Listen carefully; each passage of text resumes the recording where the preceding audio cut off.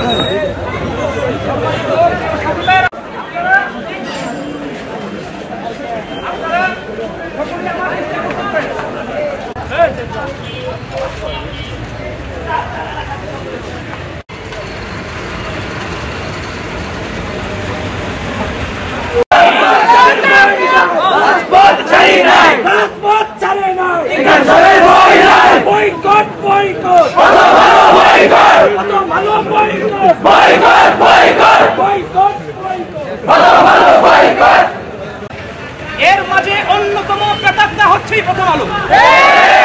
আপনারা জানেন আমরা সারা দেশে আন্দোলনের দাবানল চালিয়ে এই স্বৈরাচার শাসককে দেশ থেকে বিতাড়িত করেছি। এই প্রথম আলো গত কিছুদিন আগে তারা রিপোর্ট করেছে 5ই আগস্ট থেকে নিয়ে 20শে আগস্ট পর্যন্ত এই দেশে সংখ্যালঘুদের কতটি স্থাপনা হামলার শিকার হয়েছে। আপনারা দেখেন তারা কিভাবে স্বৈরাচারের পক্ষে তারা বয়ান দেয়, হিন্দুত্ববাদী এজেন্ডা দেশে বাস্তবায়ন করতে চায়। আমরা জানি এই দেশের প্রতিটি সংখ্যালঘু হিন্দু ভাইয়েরা তারা বলে যে এই দেশে তারা নিরাপত্তার সাথে বসবাস করছে। তারা গত কিছুদিন পূর্বে রিপোর্ট করেছে যে স্বৈরাচার এই দেশ থেকে বিতাড়িত হওয়ার পর থেকে নিয়ে 20শে আগস্ট পর্যন্ত এই 15 দিনে সারা দেশে নাকি 1068টি সংখ্যালঘুদের স্থাপনা ভাঙা হয়েছে। এভাবে তারা এই বিষগুলো বহির্বিশ্বে ঢুকিয়ে দিচ্ছে, তারাই মেসেজ দিচ্ছে যে শেখ হাসিনার কাছে এই সংখ্যালঘুরা কতটা নিরাপদ ছিল। তারা আবারও চায়, এই এজেন্ডাগুলো আবারও চায় শেখ হাসিনাকে এই দেশে পুনর্বাসন করতে। আমরা জনগণ তাদের ব্যাপারে সবসময় সচেতন থাকবো ইনশাআল্লাহ। দেশের ধর্মপ্রিয় ভাইরা, এ দেশের দেশপ্রেমী ভাইরা, তারা এই দেশের জন্য জীবন দিতে প্রস্তুত, এই জন্য তারা জীবন দিতে প্রস্তুত। ভাইয়েরা, তারা আজকে প্রথম আলোর সামনে তারা এই দাবি নিয়ে হাজির হয়েছিল, এই প্রথম আলোকে যেন তারা বয়কট করে। কিন্তু দুঃখের সাথে বলতে হয়, এই দেশের পুলিশ যারা জনগণের বন্ধু, জনগণের পাশে দাঁড়াবে তারা, কিন্তু তাদেরকে দেখা গিয়েছে তারা এই প্রথম আলোকে তারা প্রোটেকশন করেছে। আজকে তারা আজকে প্রথম আলোকে প্রোটেকশন করেছে। এজন্য আমি স্পষ্ট ভাষায় বলে দিতে চাই, অন্তত আমাদের এই ব্রাহ্মণবাড়িয়াতে এই প্রেস ক্লাবে যেন প্রথম আলোর কোন প্রতিনিধি যেন না থাকতে পারে। এই ব্রাহ্মণবাড়িয়াতে আমাদের শুভাকাঙ্ক্ষী মানুষ, কিন্তু প্রথম আলোর প্রতিনিধি আমাদের ব্রাহ্মণবাড়িয়া থাকতে পারবেন ইনশাআল্লাহ। সবাই সকলেই সজাগ থাকবেন ইনশাআল্লাহ। সমাপনী বক্তব্য দিয়ে আলহামদুলিল্লাহ ওয়াসসালাতু ওয়াসসালামু আলা রাসূলিল্লাহ ওয়া বা'দ। সংগ্রামী সাথী ও বন্ধুগণ, আমরা সকলেই জানি আজকে আমরা এখানে কোন দুঃখ এবং বেদনা দিয়ে দাঁড়িয়েছি। সংগ্রামী সাথী ও বন্ধুগণ, আমরা বাংলাদেশের জনতা মুসলমান যখনই কোনো অন্যায়ের বিরুদ্ধে দাঁড়ায়, তখনই আমাদের বিরুদ্ধে একটা পক্ষ দাঁড়িয়ে যায়। সেই দীর্ঘকাল পর্যন্ত প্রথম আলো, ডেইলি স্টার জাতীয় বামপন্থী, রামপন্থী কিছু সাংবাদিক এবং পত্রিকা ইসলাম এবং বাংলাদেশের বিরুদ্ধে সবসময় অবস্থান নিয়েছে। আমরা মনে করেছিলাম 24-এর অভ্যুত্থানের পর ছাত্র জনতার রক্ত মারিয়ে যারা ক্ষমতায় বসেছে তারা ধর্ম বিদ্বেষী, দেশ বিদ্বেষীদের বিরুদ্ধে অবস্থান নেবে। কিন্তু দুঃখের সাথে আমরা লক্ষ্য করছি, এই গণ অভ্যুত্থানের পর যেই সরকার প্রতিষ্ঠিত হয়েছে তাদের মধ্যে দেশ বিরোধী, ধর্ম বিরোধী ভারত এবং আমেরিকার দালালরা ঢুকে গেছে। এখন সময় এসেছে অভ্যুত্থানের স্পিরিটকে ধারণ করে এই সরকারের মধ্যে প্রথম আলো, ডেইলি স্টার, ভারত এবং আমেরিকার দালাল যারা আছে তাদেরকে পরিষ্কার করা। প্রথম আলোর ব্যাপারে উলামায়ে কেরাম আরো 15 বছর আগে সতর্ক করেছিল, কিন্তু সকলে সতর্ক হয় নাই। আজ প্রথম আলোর বিরুদ্ধে কোনো আলেম দাঁড়ায় নাই, আজ প্রথম আলোর বিরুদ্ধে কোনো মুসলমান, প্রথম আলোর বিরুদ্ধে কোনো দ্বীনি ভাই দাঁড়ায় নাই। আজকে প্রথম আলোর বিরুদ্ধে কলেজ, ভার্সিটি এবং সর্বশ্রেণী, এমনকি হিন্দু পিনাকি ভট্টাচার্য পর্যন্ত দাঁড়ায়।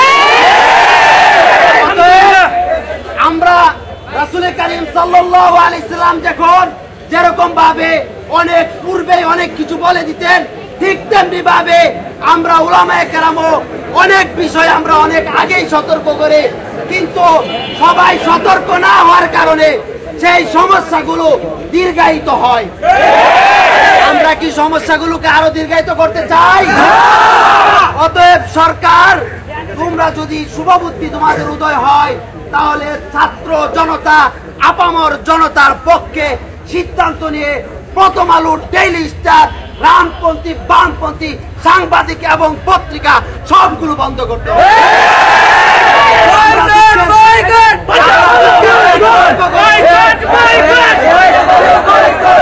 আমরা দুঃখের সাথে লক্ষ্য করেছি, যারা প্রথম আলো, ডেইলি স্টারের বিরুদ্ধে দাঁড়িয়েছে তাদের বিরুদ্ধে বাংলাদেশের প্রশাসন, পুলিশ, আর্মি সহ অন্যান্য প্রশাসনিক ব্যক্তিরা দাঁড়িয়েছে।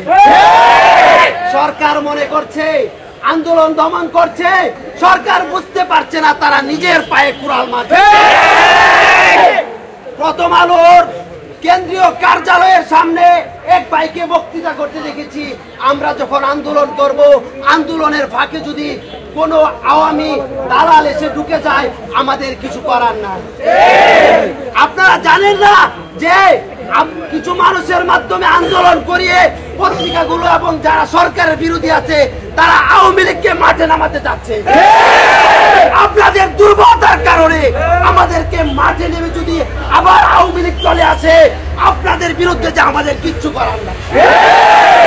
সতর্ক হয়ে যাবে, এলাও করা যাবে না। আর প্রথম আলো হকার যারা আছেন আগামীকাল থেকে সম্পূর্ণ আপনাদের নিষেধ।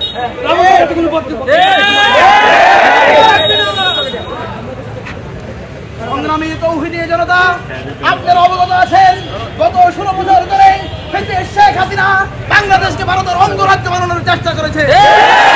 তাদের মাধ্যমে শেখ হাসিনা এই ষড়যন্ত্র করেছে, তার মধ্যে অন্যতম হলো প্রথম আলো। স্পষ্ট ভাষায় বলে দিতে চাই, আমরা যেরকম ভাবে হাসিনার আধিপত্য মানে নাই, আমরা এই বাংলায় প্রথম আলোর আধিপত্য মানব না। বাংলাদেশের উপদেষ্টা পরিষদের কাছে জানতে চাই, কাদের ইন্ধনে প্রথম আলোতে প্রশ্রয় দেওয়া হচ্ছে? ভাইরা শান্তিপূর্ণ আন্দোলন করছিল, তাদের উপর কেন হামলা করা হলো? আমরা স্পষ্ট ভাষায় বলে দিতে চাই, আগামী 24 ঘন্টার মধ্যে যদি আমার ভাইয়ের রক্তের বিচার না করা হয়, আমাদের আন্দোলন চলমান থাকবে। স্পষ্ট কথা, আমরা ভারতীয় আধিপত্য বিস্তারে আমরা কোনো আপোষ করব না।